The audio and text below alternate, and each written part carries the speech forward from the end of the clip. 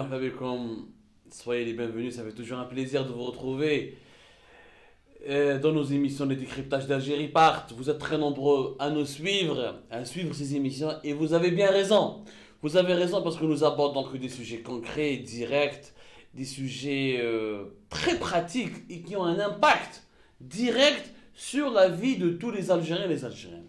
اليوم احنا نهضروا على واحد الموضوع ان دوسيي بالك يعني نتوما راكم تشوفوا فيه طرو تيوريك ولي زالجيريان بالك ما يلاحظوش ولا يقول لك او احنا خاطئين هذه سيت لا تيوري سيت لا تيوري ايكونوميك اكسيتيرا.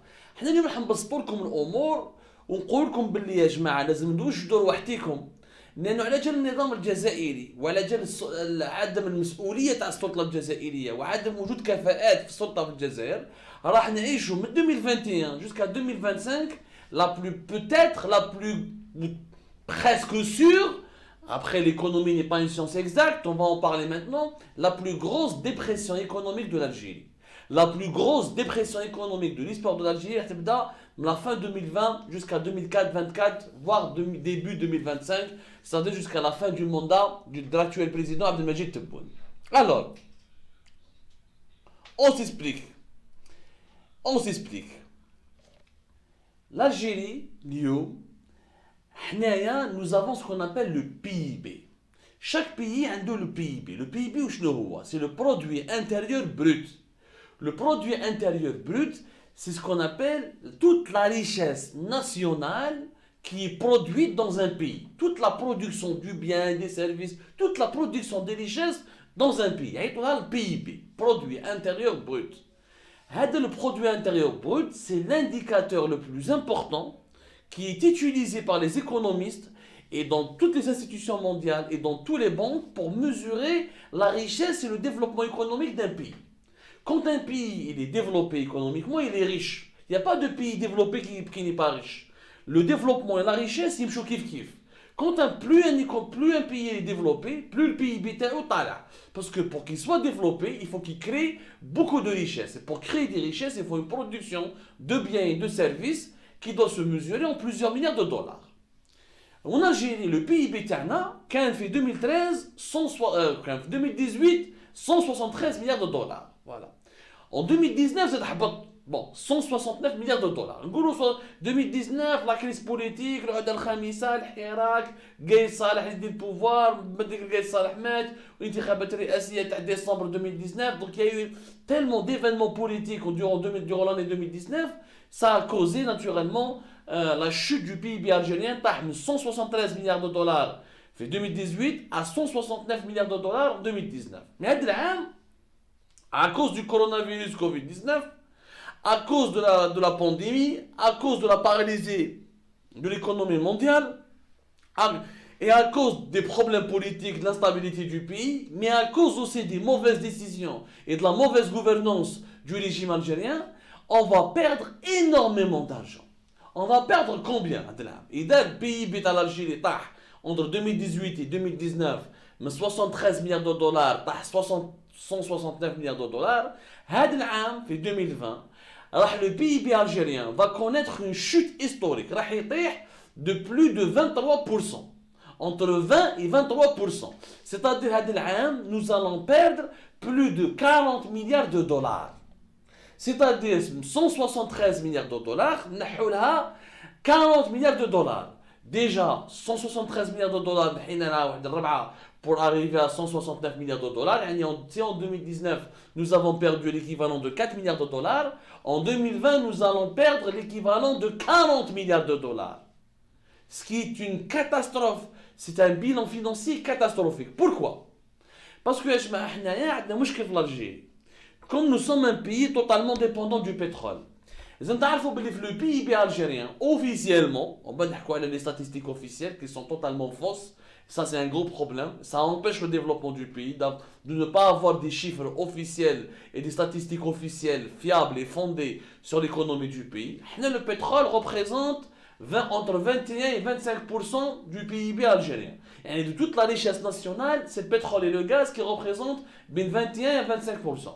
هذا العام nous allons perdre plus de 51% de nos recettes en hydrocarbures, en gaz et en pétrole. C'est-à-dire 51% من المرابح من مداخيل الدولة الجزائرية تاع البترول والغاز راح يروحوا هذا العام على تشان لا باراليزي دي ليكونومي مونديال. البترول طاح عاود طلع. Je vous rappelle que si le pétrole a 40 et quelques, parce que justement, il y a ce qu'on appelle le quota, la politique de quota, la chute de la production de l'OPEP. L'OPEP a 12 avril à 10 millions de barils par jour, même à partir du 1er août, à 7-8 millions de barils par jour, on va avec la politique des quotas jusqu'à la fin de l'année. C'est-à-dire s'il n'y a pas des réductions historiques de la production, le baril de pétrole, mais à $40. Pour une raison simple, le monde s'est confiné entre mars, avril, mai jusqu'à juin. La Chine était en confinement depuis janvier. C'est-à-dire tout le premier trimestre, le monde n'a pas consommé beaucoup de l'énergie, n'a pas consommé beaucoup de pétrole, n'a pas consommé beaucoup de gaz parce que l'activité économique et industrielle était totalement arrêtée. Aujourd'hui, mais des grands pays souffrent, comme les États-Unis, comme l'Inde, comme le Brésil, donc même une partie de l'Europe. Donc l'activité économique n'est pas remise à 100%. Du coup, la chute des recettes du pétrole et du gaz en Algérie va être minimum de 51%. Minimum. Zid, le problème en Algérie, c'est que le premier investisseur, c'est l'État. C'est l'État. L'État, l'investissement, tous les investissements qui sont consacrés en Algérie, 44% c'est l'État algérien qui les finance. On appelle ça les investissements publics. Qui ont ces investissements publics, sauf le bled. Donc la création de richesse, parce que c'est l'État qui investit, c'est lui qui finance les projets, le BTP, l'assurance, les banques, les crédits. L'État, c'est lui, on appelle ça la commande publique. Qui est la commande publique, les investissements de l'État qui pèsent jusqu'à 44%, l'activité économique va se ralentir encore davantage. Zed, le mouchket, nous avons beaucoup un déficit budgétaire. منين جانا هذا الديفيسيت بودجيتير سي حنايا نصرفوا بزاف وما نربحوش دراهم واش نصرفوا. L'Algérie exporte mais importe beaucoup plus. Les importations تاعنا sont de 40 milliards et les exportations تاعنا sont de 31 ou 32 milliards.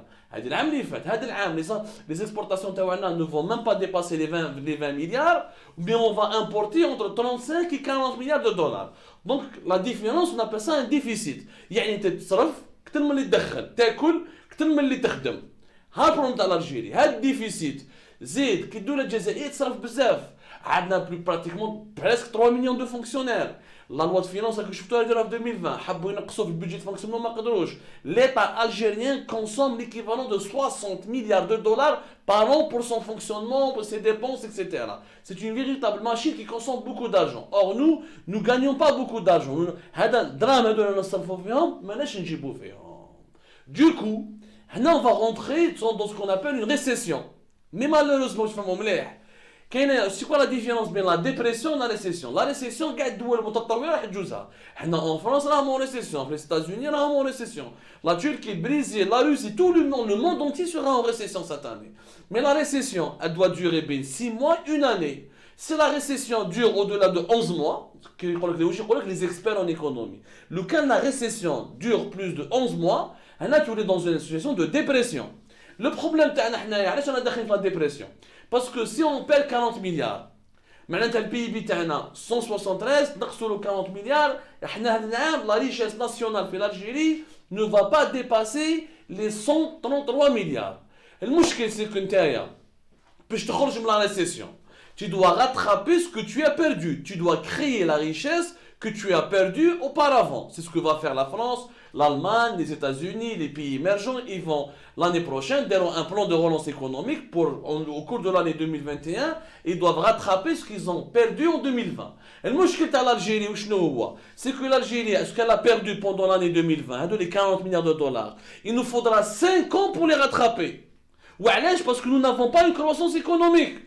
روحوا شوفوا قدامي دوكا الطابلو اللي كتشوفوا فيه شوفوا معايا الشيما هذا باش الشيما هذا اللي كتشوفوا فيه جو بونس على ليكرون باش تعرفوا باللي بور rattraper les dégâts de 40 milliards de dollars اللي راحوا لنا في 2020 لازم لنا من 2021 jusqu'à 2024 لازم منا une croissance économique qui dépasse les 5%. يعني نسبة النمو الاقتصادي لازم تديباسي 5%.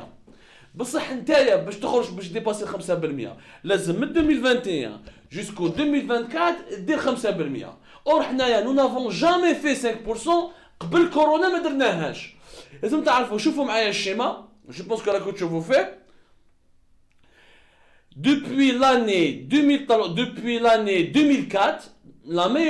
2004, le meilleur taux de croissance, la meilleure croissance économique de درناها, c'est 4,30%. وش معناتها la croissance économique؟ باش تفهموا مليح يا جماعه باش حتى واحد ما يلعب personne ne va vous manipuler. La croissance économique, c'est le pourcentage اللي طلعت به la richesse nationale في العام. Le PIB تاعك شحال طلع من العام لعام.